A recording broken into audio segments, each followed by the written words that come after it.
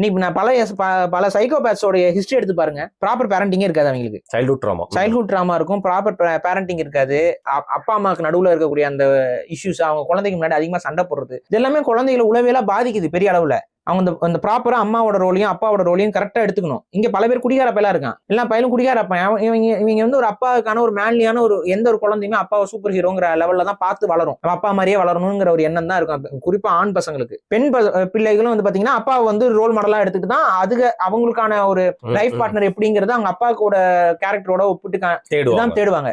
நீ வாட்டு குடிச்சிட்டு குப்புற கடந்தீங்கன்னா யாரை பார்த்து அந்த குழந்தைய கத்துக்கும்? ஐடல் ஃபாதர் யாரு, ஐடல் ஹஸ்பண்ட் யாரு? அவங்களுக்கு அந்த ஒரு கன்ஃபியூஸ்டு சொசைட்டி உருவாக்கிட்டு இருக்கிறோங்க நம்ம இங்க. இதை நம்ம புரிஞ்சுக்கணும். இந்த குடும்பங்களுக்குள்ள பிரச்சனைகள் வருது அப்படின்னா, ஒண்ணு பேசிக் ஈகோ இல்லாத குடும்ப வாழ்க்கையே இருக்கணும். இன்னொன்னு இயற்கையை புரிஞ்சுக்கோங்க. இயற்கையில ஆணுக்கு விதிக்கப்பட்ட கடமைகள் இருக்குது, பெண்களுக்கு விதிக்கப்பட்ட கடமைகள் இருக்கு. இந்த கடமைகள் இருந்து நீங்க விலகினாலும் சரி, ஆண் விலகினாலும் சரி ஆபத்து.